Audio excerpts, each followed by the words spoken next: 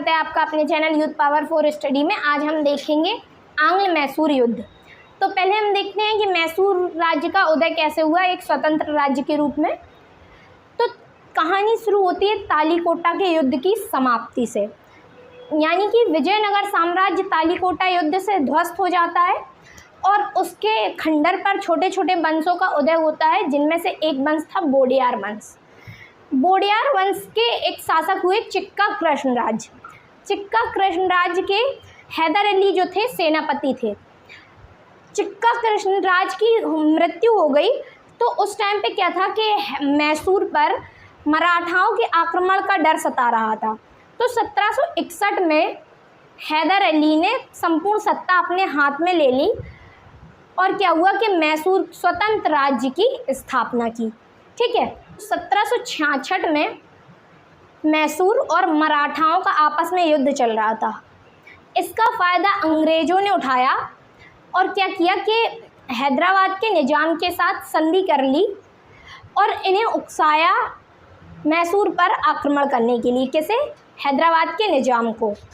ठीक है, परंतु ये लोग मैसूर पर आक्रमण करते इससे पहले ही हैदर अली ने मराठाओं और हैदराबाद के निज़ाम के साथ संधि कर ली और अंग्रेज़ों के जो मित्र राज्य था कर्नाटक पर आक्रमण कर दिया, जिससे 1767 से 1769 तक लगातार युद्ध चलता रहा। 2 साल युद्ध चला, उसका कोई खास परिणाम हुआ नहीं। कभी मैसूर राज्य पर कब्जा हो गया अंग्रेज़ों का, कभी इनने वापस क्षेत्र छीन लिया। इस टाइप से कंटिन्यू 2 साल युद्ध चला। In the end Hyder Ali ने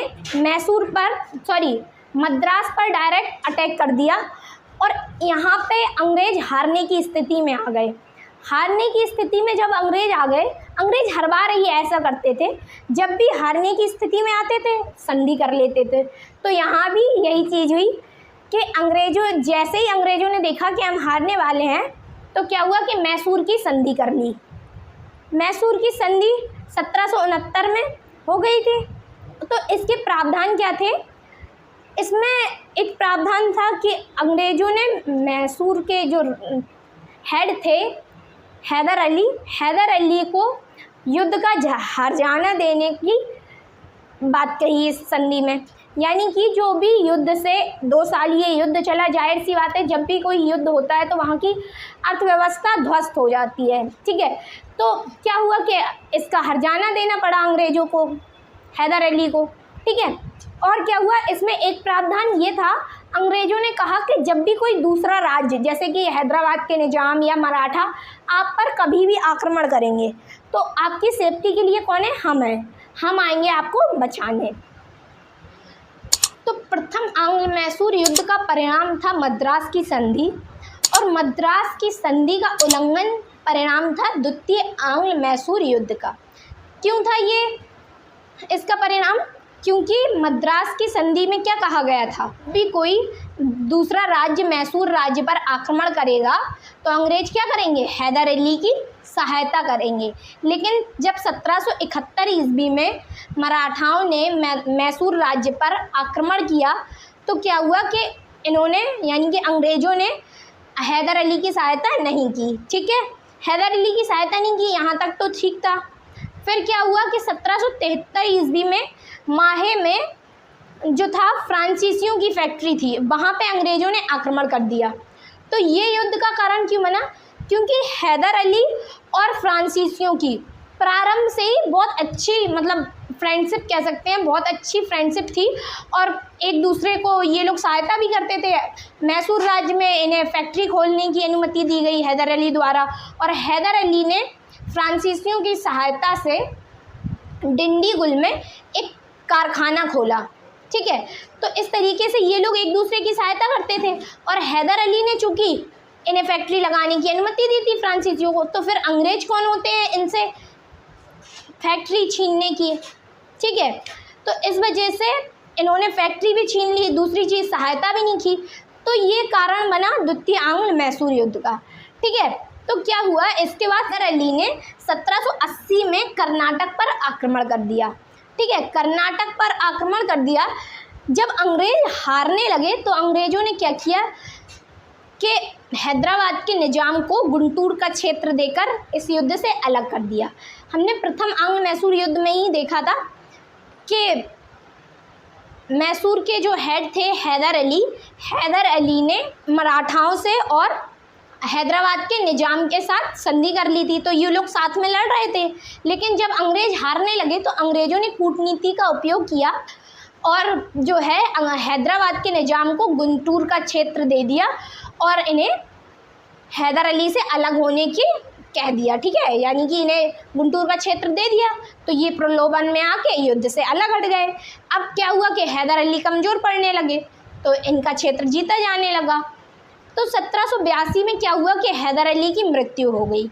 हैदर अली की मृत्यु के बाद हैदर अली के जो पुत्र थे टीपू सुल्तान ने लगातार युद्ध चालू रखा। लेकिन क्या था कि इतने लंबे टाइम से प्रथम आंग्ल मैसूर युद्ध हुआ, फिर द्वितीय हुआ, तो इतने लंबे टाइम तक ना तो अंग्रेज़ों की ये स्थिति बची थी कि लगातार युद्ध को कंटिन्यू रख सकें, ना ही टीपू सुल्तान की स्थिति थी कि लगातार युद्ध को कंटिन्यू रख सकें। ठीक है, तो क्या हुआ कि 1784 ईस्वी में हो गई मंगलौर की संधि। मंगलौर की संधि के अनुसार क्या हुआ कि एक दूसरे के जो विजित क्षेत्र थे, अंग्रेज़ों ने जो हैदर अली के टाइम पे जो क्षेत्र जीते थे मैसूर के वो, और हैदर अली ने जो अंग्रेज़ों के क्षेत्र जीते थे वो एक दूसरे को वापस कर दिए गए और इस संधि से हो गया तृतीय आंग्ल मैसूर युद्ध का समाप्तिकरण। तृतीय आंग्ल मैसूर युद्ध, तो तृतीय आंग्ल मैसूर युद्ध 1790 से 1792 तक चला। ठीक है, किस किस के मध्य लड़ा गया ये युद्ध? तो ये युद्ध अंग्रेज़ों और टीपू सुल्तान के मध्य लड़ा गया। ठीक है, इसका कारण क्या था? अंग्रेज़ों ने क्या किया कि अभी तक तो ये कर ही रहे थे लगातार निज़ाम से संपर्क के मैसूर पर आक्रमण कर दो और क्षेत्र जीत लो ये वो, तो फिर से इन्होंने यहाँ द्वितीय आंग्ल मैसूर युद्ध में मंगलौर की संधि हुई थी, यहाँ से ये सब समाप्त हो गया था। अब अंग्रेज पुनः यही चीज़ करने लगे। अंग्रेज़ों ने पुनः हैदराबाद के निज़ाम को एक पत्र लिखा जिसमें कहा कि टीपू सुल्तान पर आक्रमण कर दो। ठीक है, जिसका जवाब देते हुए टीपू सुल्तान ने त्रावणकोर पर आक्रमण कर दिया। त्रावणकोर पर आक्रमण कर दिया तो अंग्रेज़ों ने युद्ध का यही आधार बना लिया। क्यों? क्योंकि त्रावणकोर जो था उस टाइम पे अंग्रेज़ों के मित्र राज्य था। ठीक है, तो इसलिए अंग्रेज़ों ने क्या किया, फिर पुनः से टीपू सुल्तान पर आक्रमण कर दिया। तो ये युद्ध 2 साल चला लगभग। तो क्या हुआ कि लास्ट में श्रीरंगपट्टनम में टीपू सुल्तान ने बहादुरी से लड़ा, लेकिन क्या हुआ कि अंग्रेज़ों की सामरिक स्थिति बहुत मजबूत थी, इसलिए ना चाहते हुए भी टीपू सुल्तान को क्या करना पड़ा, आत्मसमर्पण करना पड़ा, जिसके परिणाम स्वरूप श्रीरंगपट्टनम की संधि हुई। श्रीरंगपट्टनम की संधि में क्या हुआ कि टीपू सुल्तान को अंग्रेज़ों को अपने आधे से ज़्यादा राज्य देना पड़ा, जिसमें हिस्सेदारी किस किस की थी, निज़ाम की और मराठाओं की। आप देख रहे थे प्रथम आंग्ल मैसूर युद्ध से ही मराठाओं की मतलब दुश्मनी चल रही थी, आक्रमण चल रहे थे यहाँ, और लगातार निज़ाम अपना पाला बदल रहे थे, कहीं अंग्रेज़ों की तरफ आ रहे थे, कहीं मैसूर की तरफ जा रहे थे। तो लास्ट में क्या हुआ, तृतीय आंग्ल मैसूर युद्ध में मराठाओं ने, हैदराबाद के निज़ाम ने और अंग्रेज़ों ने संधि कर ली, एक गुट बना लिया मैसूर के खिलाफ, फिर युद्ध किया। युद्ध में जब ये लोग अंग्रेज जीत गए तो जो क्षेत्र मिले, कौन सा क्षेत्र मिला, टीपू सुल्तान के जो क्षेत्र थे, आधे से ज़्यादा राज्य कहा जाता है कि इन्हें देना पड़ा था अपना। उसमें कौन कौन भागीदार था, तो हैदराबाद के निज़ाम और अंग्रेज और मराठा। ठीक, ये हो गया तृतीय आंग्ल मैसूर युद्ध। चतुर्थ आंग्ल मैसूर युद्ध 1799 में प्रारंभ हुआ। इसका प्रमुख कारण था श्रीरंगपट्टनम की संधि, जो तृतीय आंग्ल मैसूर युद्ध के कारण हुई थी। किसी भी शासक के लिए अपने आधे से ज़्यादा क्षेत्र दे देना और कुछ इस टाइप की शर्तें मानना जो उसके लिए अपमानजनक हो, तो कोई भी शासक होगा वो चाहेगा कि हम कहीं ना कहीं इस संधि से आज़ाद हो जाएं। तो इसी की कोशिश में इन्होंने क्या किया कि अंग्रेज़ों से पुनः युद्ध किया। इस बार क्या था, इस बार पुनः अंग्रेजों ने निजाम के साथ और मराठाओं के साथ संधि और इसी आधार पे की थी कि जो भी मिलेगा, जो भी क्षेत्र मिलेंगे तीनों आपस में बांट लेंगे। ठीक है, तो क्या हुआ कि टीपू सुल्तान जो थे उन्हें भारत के राज्यों से कहीं खास उम्मीद थी नहीं कि वो लोग सहायता करेंगे।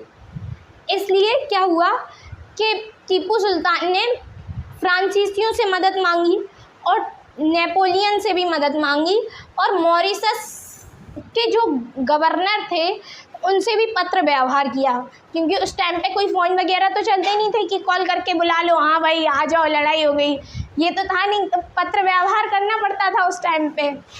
तो पत्र व्यवहार के माध्यम से किस किस को लिखा था पत्र? नेपोलियन को, मॉरिशस के गवर्नर को और फ्रांसीसियों से सहायता मांगी थी। ठीक है, उसके बाद क्या हुआ, ये इन लोगों ने सहायता नहीं दी थी फ्रांसीसियों के। हालांकि इन लोगों के साथ टीपू सुल्तान और हैदर अली के साथ अच्छे संबंध रहे, लेकिन यहाँ से मॉरिशस के गवर्नर वगैरह से कोई सहायता नहीं मिली और अंग्रेज़ों की तो स्थिति मजबूत थी। तो क्या हुआ कि मजबूरन सुल्तान को हारना पड़ा, यानी कि टीपू सुल्तान अपने जो किला था श्रीरंगपट्टनम में उसकी सुरक्षा करते करते 4 मई 1799 में उनकी मृत्यु हो गई। ठीक है, और इस बार जो युद्ध था, क्योंकि ये लास्ट है, इसके बाद मैसूर राज्य का पतन हो जाएगा। पूरा जो मैसूर राज्य है वो कहाँ समा जाएगा? अंग्रेज़ों के साथ। ठीक है, तो इस बार जो थे अंग्रेज़ों के साइड से सेनापति कौन थे इस युद्ध में? वो थे बेलेजली, यानी कि आंग्ल मैसूर चतुर्थ युद्ध में सेनापति जो थे वो कौन थे? बेलेजली। और टीपू सुल्तान के बारे में एक इम्पॉर्टेंट फैक्ट ये है कि 1797 में इन्होंने जैकोबियन क्लब की स्थापना की थी।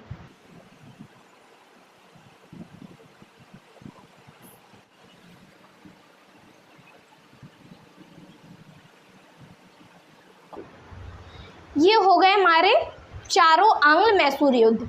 इसके बाद क्या हुआ? मैसूर राज्य का पतन हो गया और इसे सहायक संधि के तहत अंग्रेजों ने अपने क्षेत्र में मिला लिया। Thank you.